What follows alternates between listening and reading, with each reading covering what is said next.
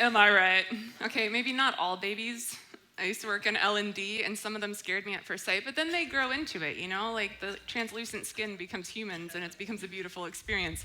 But babies are so magical, and this baby is adorable, and we are so honored to have a community that goes beyond Garden Grove, and I think that's something to celebrate.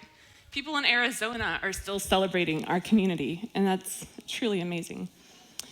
Today, Pastor Tony and Pastor Dan Tony's about to leave, but Pastor Dan is in Vietnam, and so I actually have the full run of the church all by myself.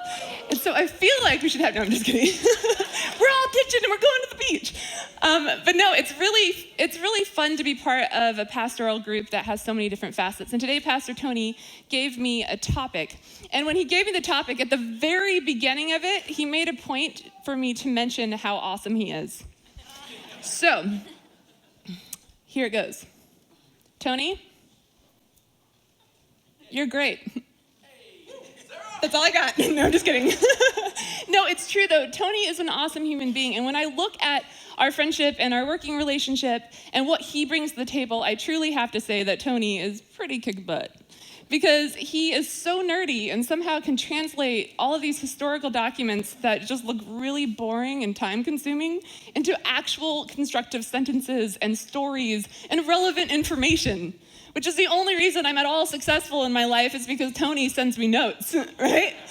He's like, hey, Sarah, FYI, here's how you can sound smart.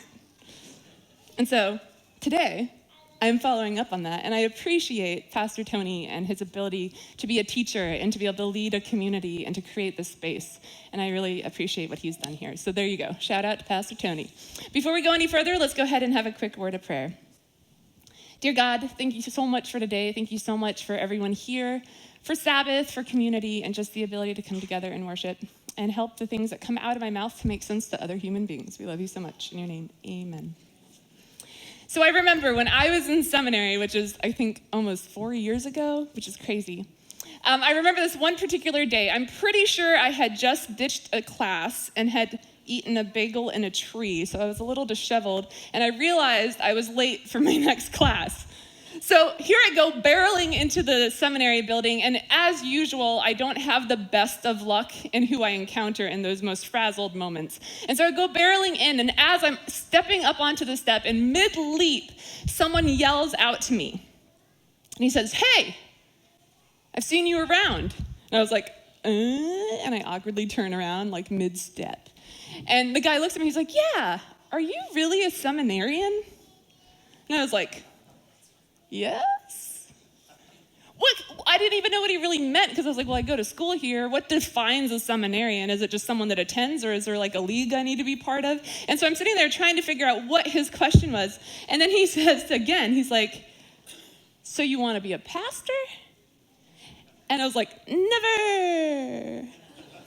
Because if you remember, at that point, I actually wasn't going to be a pastor again. I was in a chaplaincy program. So I very, very confidently repeated myself, saying, no, I'm not trying to be a pastor, thinking that this could diffuse any kind of situation that might come out of this, because obviously this man has something important to tell me.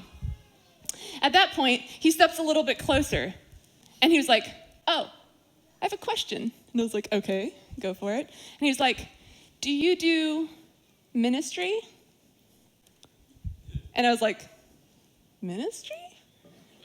And he was like, yeah, I just feel like we could do ministry well together. And I was like, did you just make piano playing motions to me? And I realized that to this man, the only kind of contribution I could bring in the seminary or to his ministry was the fact that if I could play a piano. For him, the only reason I was there was to find a husband and to link up and do ministry. And it was such a bizarre moment that I just started laughing because I am so mature. And I burst out laughing and I was like, sure, but more the accordion style. And I ran up the steps. Yeah, it was awesome. Thanks, Tim. So today, Tony asked me to speak on a group of people in this movement in Acts that were being called to join into this disruptive church, this disruptive community in a new way. While in seminary, I learned that there are very different roles that are perceived to be for pastors, for women, for people in ministry. I found that much of the time I didn't realize so much that my identity was based off of my gender. I found that my ability to minister was tainted by some's view by the fact that I was just a woman. There have been countless times where I've stood in front of several people that were using words or arrows in hopes to puncture my dreams or maybe something that I care about. There are some moments in life that we're told we just can't do something, only to realize that we truly can do something. We truly are allowed to do that thing. Just because someone else says you can't doesn't mean you can't do it. And half the time, it's not even about that thing. It's about something completely different that the person doesn't even realize is an issue for them. And it is truly how we handle that conversation that ends up mattering. In many of my classes, I found that my mere presence in that classroom as a non-married female studying theology was as distracting and disruptive as if a very live group of bears came into the room banging pots and pans and doing hula dances on the desk. People would sit there in shock, almost in horror, upset, weirdly fascinated, just kind of hoping it doesn't happen again. This is what was happening in Acts. Women were coming on the scene as more than the bearer of children and carriers of water. And there are many places in Acts where there are female leaders, pastors, and they are described very clearly. Acts describes this disruption and chaos of the Jewish culture that always had been. Today we're talking about how disruptive women were. Thanks, Tony.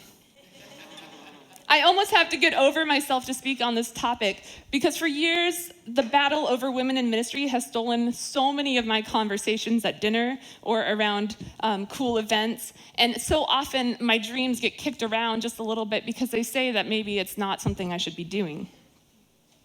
For years, I've accidentally been the topic of conversation about how rebellious I am, and my rebellion is becoming a pastor. I'm just not sure that I'm the true adventurer that they think that I am.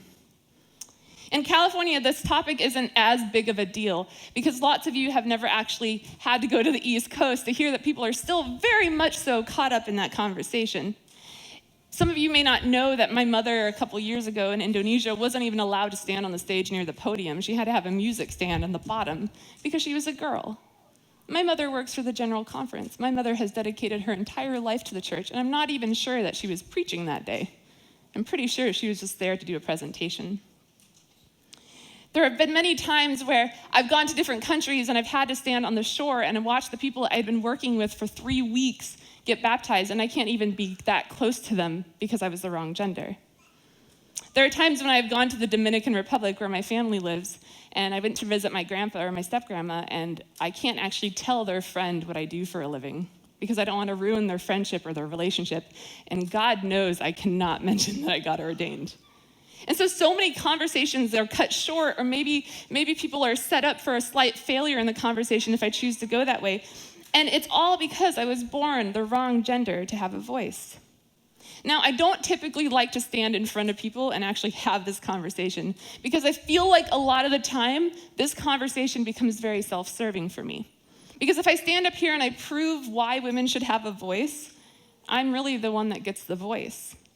But what about all the other people around me that don't have a voice? Many people read Acts or Timothy and see the silencing of women. Yet when you actually spend time reading them, you begin to realize that maybe surface reading isn't really what's going on here. You have to remember that when you're reading ancient literature, things are a little bit different. There's the person writing it in that time period to a group of people in that time period, and then there's you reading it in your time period. There are 3 different readers going on constantly as you read the Bible, as you read the ancient text. And if you look at it that way, you must be able to assess the fact that surface reading may not be the exact way to go about it. It's enjoyable, yes, but it's kind of dangerous to start quoting those kinds of things at people without knowing the context. And so you must look at the culture and the context and the realities that the people were living in that it was written for. And perhaps the things that throw them off are not things that would throw us off. You see, a few weeks ago, I was at a presentation where they were talking about historical literature. One of the presenters was presenting this concept, and they used the analogy of 1 Timothy 2:11. Now, 1 Timothy 2:11 is by far one of my favorite verses that people use to remind me of my status. What she said here, let's go ahead and read it. A woman should learn in quietness and full submission. Beautiful, right? All right, your support is Awesome. Okay, yeah, so a woman should learn in quietness and full submission. Now, this was used, I once walked to my door at home in Michigan, and my door was covered with lovely verses like this. And it said, I should learn in quietness and full submission. And I thought, oh, that's interesting. But you see, when you read this, let's pretend nowadays there's a teacher that gets up in front of their college course, and they stand there and they say to the entire college course, now, women, this entire semester, you are not allowed to ask questions or talk. You can only sit there and learn. Do you think that would go over well? Okay, maybe you do. I don't know. All right. But yeah, no, that would not fly now because that is so far from where we live right now. Now women are allowed to be in the classroom. They're allowed to raise their hand. They're allowed to ask questions. So when people read this now, they're like, oh, man, that's pretty brutal. But you know what's interesting about this is if you're reading this in that culture, what do you think stands out to them? What do you think the part that blows their mind away is? Learn. A woman should learn. What? This is mind-blowing. This is something beyond the norm. This is something that is revolutionary to them. This is something that they've never experienced or seen, especially in the Jewish culture. This is an impossible feat. Women should learn. They're allowed to learn. The quietness and full submission is a respect thing. But the fact that they can learn is what's blowing people's minds. Acts starts out talking about the election of church officers. And so if you are in Acts, you can read Acts 1, 15 to 25. And as you read through that, there's actually no mention of excluding women from serving or voting. That's a pretty huge deal. You see, the door has now officially been opened for people to step into something beyond themselves. And if you go further into Acts 2, 1 through 21, starting at verse 17 actually, and in the last days it shall be, God declares that I will pour out my spirit upon all flesh, and your sons and your daughters shall prophesy. Your young men shall see visions, and your old men shall dream dreams. Yea, and on my manservant and my maidservant in those days I will pour out my spirit, and they shall prophesy. And it shall be that whoever calls on the name of the Lord shall be saved. First off, verse 17, your sons and your daughters shall prophesy. Women are recognized as having the gift of prophecy and the privilege of prophesying.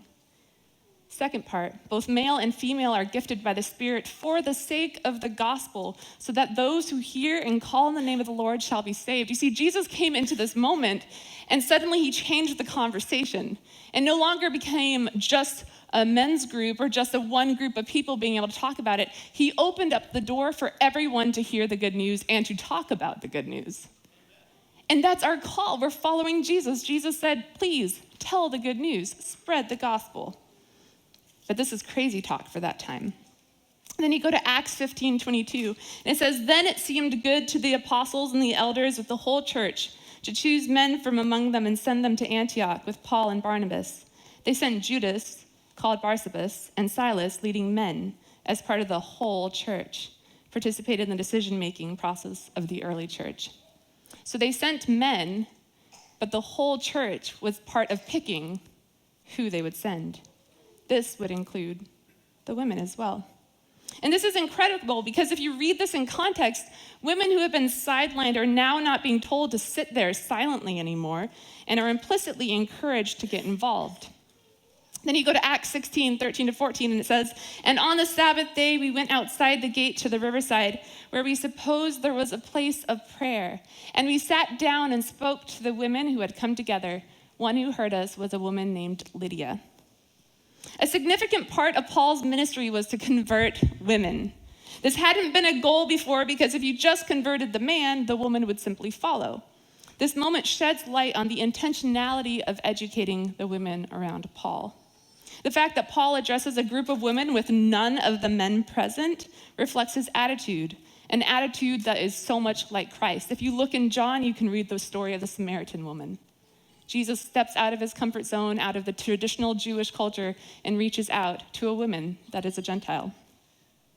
Although the Jews would not let women form a synagogue or even count them in the number required for the formation of such, or give them access to the systematic teaching offered therein, Paul draws on this group of women to form the nucleus of the Philippian congregation by creating house churches. It's the only place in society in those times that women had a voice. And Lydia housed a congregation in her home, which means Lydia would have been the head of that church community. If you go to Acts 17, 4, 12, and 34, it says, "And some of them were persuaded and joined Paul and Silas, as did a great many of the devout Greeks, and not a few of the leading women." Now this is significant. Many of them therefore believed, with not a few Greek women of high standing as well as men. But some men joined him and believed, among them Dionysius the Areopagite, and a woman named Damaris, and others with them. You see, Luke considers the woman among the converts on a parity with the male converts. He makes no distinctions. And if you note the pairing, it says not a few Greek women as well as men, and among them Dionysius and Damaris. Acts 18:26 says, "He, Apollos, began to speak boldly in the synagogue, but when Priscilla and Aquila heard him, they took him and expounded on him the way of God more accurately." You see here, Priscilla is named first. This is most unusual, and the only possible explanation is that she was more important than her husband in this community. In what sense? Well, if you look at it from secular standards, you would see that maybe she had all the wealth, or maybe she was the leader of that community. See, she outranked Aquila in the terms of social status or independent wealth. If you go to Romans 16:3, it says Priscilla is called a fellow worker. If you look at that in Greek, it says synergos. It's a term used also for Titus in 2 Corinthians and Timothy in Romans. Both pastors and teacher. It means a fellow worker. In this sense, it would hardly have been silent, submissive, and subordinate. By using these terms, Paul raises a theological claim for himself and his helpers. Their assistance in proclaiming the good news, the gospel, means that they share with the apostle the burden of the ministry of reconciliation, of tearing down bridges and walls that separate people from everything else. The verb expounded, ektithemi, is the same verb which describes Peter's public teaching when he defends his eating with the Gentiles against the criticism by the circumcised believers. And is the verb used to describe Paul's public teaching of the kingdom of God. So some of you might be shutting down about this point because you're like, okay, so you're, proof texting how women should speak out. That's not actually my goal here. I'm just pointing out that this isn't actually the revolutionary part of what is happening here. The fact that women are leaders and teachers is pretty common in the Greek culture. It's just new to the Jewish culture. The point of all this textual support is that women shared a large role in the early church leadership. The early church disrupted the common practice of the Jews' hierarchical system. This was not abnormal, like I said, for the Greeks or the Romans. Female teachers, leaders were a very common occurrence in those times. The early church completely disrupted the status quo, though, because they followed the trajectory that Jesus had set forth. By breaking down walls, by letting everyone be part of the good news. From an uptight elitism to an opportunity to be a leader, they opened their arms to women taking positions. Women teaching, that's unheard of in the Jewish faith. Women leading worship, that probably would have never happened in the Jewish faith. Women being part of a council decision, they weren't even invited. Then you move into 1 Corinthians 14:34, where it says women should remain silent in the churches. They are not allowed to speak, but must be in submission, as the law says. If they want to inquire about something, they should ask their own husbands at home, for it is disgraceful for a woman to speak in church. The context was that before, women were not allowed in the same room as men during worship. However, for this early church, they decided to tear down that literal and metaphorical wall, and they allowed the women inside. There is typically, if you don't know this, a literal wall between where the men could worship and then where the women and children would be. And so very often the women couldn't hear anything, and so they would sit in their little side quarters and just have conversations about what they're making for dinner and so on. Suddenly, you allow these women to come into the main sanctuary setting, and then you suddenly realize that maybe they're on different education levels. And so when Paul and them are talking about this, that's what's actually happening here, is here are women sitting in the pews, and the teaching and the education levels are totally different. Because the men know Aramaic, and a lot of the Torah and other things are being read to them in Aramaic. So the women are sitting there going, huh? what's happening? Because they haven't been educated in that language. And so, of course, if any of you have ever been to any other country or in a room with people that do not speak the same language as you, you know how this feels. Again, I was just 2 weeks ago in the Dominican, and I don't know if you guys know Dominican Spanish. Have you heard it? It is like on steroids, speed zone. Like, it is out of control. And they'll be like full throttle, like rambling at me, and it's so out of control that I'm looking at them, and I only speak Spanglish, and suddenly my eyes just start glazing over. I'm like 20 sentences behind. I have no idea what I'm agreeing to, and they are so excited that I can't help but nod with them. But then suddenly I'm like, Ivan, I say to my brother, what are we talking about? And he doesn't know. So then we start speculating, and we start making up our own scenario and what's actually happening in the conversation. And pretty soon, before we know it, we're in our own side conversation. And that's what's happening. These women are sitting in this audience. They don't understand what's going on. At first, they're trying to go along with it, and then suddenly they realize we have no clue what's happening. And so they start talking to each other. But if you know anything about spacing, sometimes you're not sitting by your best friend. So you have to be like, psst, hey, what are you doing later? Right? And soon conversations come up, and soon the disruption happens in worship service. See, when Paul is really telling this group of women is that during this time, he's asking them to be considerate of the other people around them. Learn to be the bigger person and respect the space. You see, this is a truly disruptive way of thinking, the fact that they're even allowed there on top of him just silencing them to make sure that they understand about respect. And then we go to 1 Timothy 2, 8 through 5. This is actually where the original verse came from. And it says, therefore, I want the men everywhere to pray, lifting up holy hands without anger or disputing. I also want the women to dress modestly, with decency and propriety, adorning themselves not with elaborate hairstyles or gold or pearls or expensive clothes, but with good deeds appropriate for women who profess to worship God. A woman should learn in quietness and full submission. I do not permit a woman to teach or to assume authority over a man. She must be quiet. For Adam was formed first, then Eve. And Adam was not the one deceived. It was the woman who was deceived and became a sinner. But women will be saved through childbearing if they continue in faith, love, and holiness with propriety. You see, what's interesting right here is that Paul is not actually once again condemning them for being a woman. You see, when I look at this, I kind of freaked out a little because I was like, oh, you're right. There's so many things in here that I'm doing totally wrong.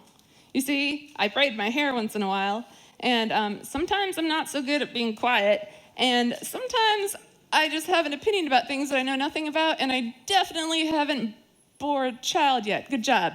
You're following things. That's good. Bear children, right? And this is good. These are all beautiful things. And like, this is part of the challenge we have. And sometimes when we read scripture, we're like, oh, this I can buy into. This makes sense. Ooh, that's not good. I can't buy into that. You see, there are two things that I really think are important to point out here. You see, historically, the Romans had female teachers, and they were known for using their authority to punish young male pupils in the city. These female teachers would dress like the goddesses of Rome with braids and jewels, and often they would use their power to humiliate or entice their pupils into forms of worship that caused the teacher to feel a sense of power and control. So the concern Paul is addressing right here in this moment is that some of the women in this new movement that was booming had more Gentiles involved than Jews. Do you remember that verse that said, not a few devout Greek women? There were a ton of Greek and Roman women getting involved in this movement because they had encountered an experience with Jesus and they were interested in what was going on. However, they brought their background, they brought their other stuff with them, and so they started teaching the way that they had been taught and they knew, and so they started using this power over people, and they were beginning to use this power to oppress some of the men in the community. You see, authority is a poor translation of the Greek word Paul uses in 1 Timothy 2:12. The Greek word Paul used for authority in this passage is authenteion. It means to abuse authority or misuse power. Paul's restriction was given in the context of a personal letter to Timothy giving advice about a specific issue that the church was facing at that point. There's no command here, and it doesn't seem like it's decreed for all eternity, but rather it is a space where he's encouraging women not to take this newfound power and lord it over other people. So here, we can finally move beyond the shock that women are leaders and religious leaders in this new movement. Here, what is most pointed and critical is that Paul is essentially telling these women that were abusing their power to learn to practice submission in certain moments, learn to show oneness. He was essentially putting their egos in check, holding them accountable for their actions, and reminding people that being a leader often requires some silence and submission, so you can hear what people are actually trying to say to you. In faith communities, it's sometimes hard to tear down walls and sometimes easy for certain groups to begin to feel a sense of power and importance, to begin overusing the powers that they've been given and begin to hurt the people around them. As Christians, we are called to a compassionate way of life. Diffusing anger and distance can often be found in something as simple as a hug, and other times it gets a little bit more complicated, and it goes into the fluid act of compassionate living. Yet once you tear down that wall between you and them, something amazing can happen. And that's what Jesus did. He tore down the walls of negativity and elitism, of oppressive behaviors, and he began to build up love and compassion and grace. And he started a movement that was full of openness and oneness. There's a story that has influenced my life greatly, and it's one by these amazing writers, authors, entertainers. I don't know if you guys remember the good old Your Story Hours. No one? Just me? All right, I'm awesome. Your Story Hour. It's a series that was built for kids, and I remember growing up on them. I had the cassettes, I had the records, like the little ones that would go on, and we'd listen to them every Friday night and Saturday morning. And I love stories. And there's this one story that came to my mind that kind of blew me away when I was writing the sermon. And it's a story of this guy and this lady. They're married, they've lived in this farm for a really long time, and suddenly the moment comes where they have to sell the farm because their property is too valuable for all the retail and all the movements of that community. So he sells it. It was a land that was inherited by his father. And he then they decide to go on a vacation, and they're gonna road trip to find a new farm, a new home. And so that's exactly what they do. They hop in the car and they go on this road trip, and they're hitting all these communities, checking out all these farms. And as time goes on, they finally get to a place in Wisconsin. And they see this magical community and this magical land, and they're like, I wonder if there's a farm here that we can buy. And so that's exactly what they do is they go and they find a realtor, and they go and start checking out the property. And there was only one property, and so they go, and it's beautiful. It's the perfect kind of land. It's everything they wanted. The house was perfect, except for things were kind of falling apart. And so they said, why is everything kind of run down? And they're like, well, no one can really stay here very long. We've had a lot of tenants in the last couple years. And they're like, oh, okay. But everything was perfect. And so they went to him and they're like, okay, so how much is it gonna cost us?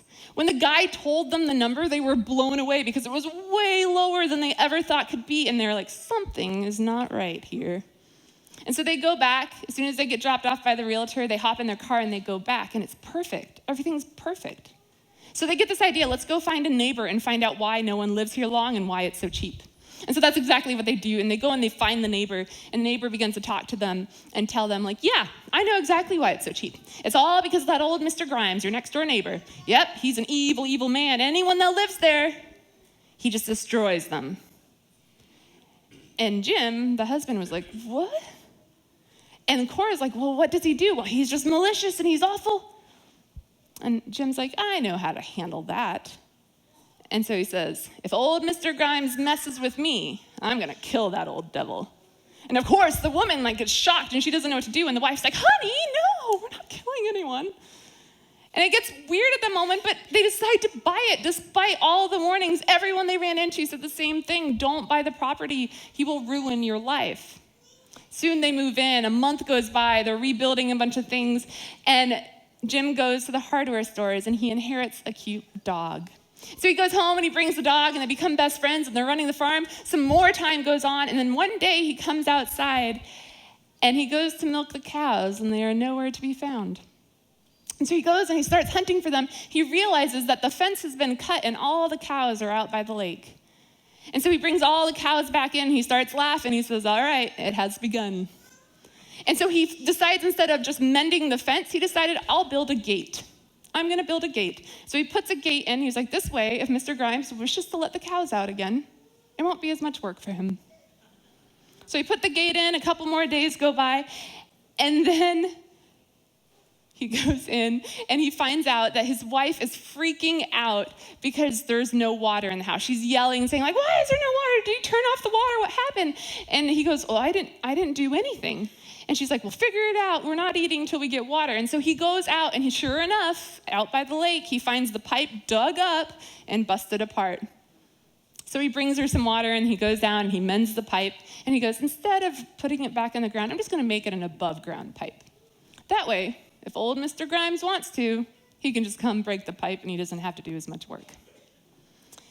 Later on that day, Cora, the wife, sees that the truck goes by their house, and as she watches, she realizes, oh my word, that's old Mr. Grimes. And she sees that the truck is full with potatoes, and she begins to say, oh, potatoes? I don't really think I saw that coming. And so she runs out, and she's like, Jim, hey, just so you know, old Mr. Grimes just went to town, I guess, to sell potatoes. And Jim gets this big smile on his face, and he's like, all right, I'm going to go check out the property. And so he sneaks over, and he looks at the house, and he looks at the garden, and he comes back, and he's a little sad, and he says, Cora, the poor man, everything is run down. He doesn't have a healthy garden. There's weeds everywhere. And Cora says, wow, maybe we should bring him some. So they go to their garden, and they fill up a basket with fruits and vegetables, and then she puts some pie in a container, and he sneaks it back over and puts it on the front porch. The next day, because all of that stuff had happened, she didn't get to laundry until late. And so she decides to hang up all the laundry, and as sun is going down, she realizes there's no way it's going to get dry in time. But she looks up and also notices that no clouds are on the horizon. So there she goes, and she leaves the laundry out, and the next morning she comes out to grab it, and sure enough, all of her laundry is all over the ground with muddy footprints, and it's destroyed. She is crushed and horrified, and her line is cut, and Jim comes out, and he's like, I'll pick it all up. She goes inside. He fixes that. She's all disgruntled and upset, and later that night he decides to calm her down by reading her some good old scripture, and he talks about turning the other cheek and the importance of all that. And as they go through, she finally realizes, like, oh, you're trying to be nice to him despite all of the stuff he's doing. The next morning he goes out, and he finds their dog dead. And it's this traumatizing moment where he finds this puppy, and he's like, what happened? He takes it to the vet, and he realizes the dog has been poisoned, and Cora is livid. She's heartbroken, and she doesn't know what to do, and she's like, I don't want anything to do with this old Mr. Grimes. You need to go over there and talk to him and deal with this. And he says, honey, last night you were just talking about baking him some bread. And she's like, I know, but he has killed our puppy. And at that moment, she says, but you know what? You're right. I said I was going to take on this challenge. We're going to be nice. We're going to go over all of the stuff, even though he's been so mean. And so she bakes that loaf of bread, and she goes on over, and they drop it off on his doorstep as he goes by to town that next day. The next morning, Jim is out front working on something in the garden, and he sees the truck go, and it's Mr. Grimes once more with more potatoes. And as he goes in front of their house, it gets stuck in the mud puddle that's there from the storm. And he says, I know how to handle this situation. And so he goes and he gets his tractor. Without a word, he hooks it up to the truck. He pulls him out of the mud. He unhooks the tractor and is about to get back in the tractor when old Mr. Grimes can't handle it anymore. And he bursts out of the door and he's like, stop, just stop. I don't know what you're trying to do. He's like, I've done nothing but evil to you and cruel. And then you bring me fruits and vegetables and pies and bread and you do all this stuff to help me. He's like, I just don't understand what you're doing. And Jim begins to smile. And he says, welcome home, neighbor. This entire time, the only goal was to tear down the walls and the barriers that had been put up by anger and hurt. And he soon found out that his wife had been killed and that he'd been living in this sad state of living for so long that he just didn't want anyone to know how miserable he was. And so he built all of these negative walls around him. And he just thought if he had to be miserable, everyone else should be miserable. And soon they became friends, and soon they began to hang out more, and the stories came out, and it was just this beautiful experience. And you see, what's so amazing about this is that we can learn to have compassion, even if it's an impossible feat. We can learn that when we are placed in positions of power, or even in the possibility of power, to bring freedom and not oppress people. We learn to be humble leaders rather than tyrants, leaders in society, in the home, in the church. Anyone that claims Jesus is a leader. And we are taught to have compassion. We are responsible for tearing down the walls that people are putting up, trying to keep people out. Church should not be a community that reflects abuse of power, but a power that heals those who have been abused. Christianity was a place of healing, and that was what the movement was all about. Christianity was a reminder that someone once lived so different and beautifully and compassionately that he gave voice to the outcasts, life to the broken, and power to the lowly. And this is the key to what it means to be a Christ follower. We follow Christ. We become a power that heals those who have been abused by the world around them. We learn not to abuse our power, but to learn to share it and think of the other person over ourselves. When we do this, we truly experience the kingdom of heaven.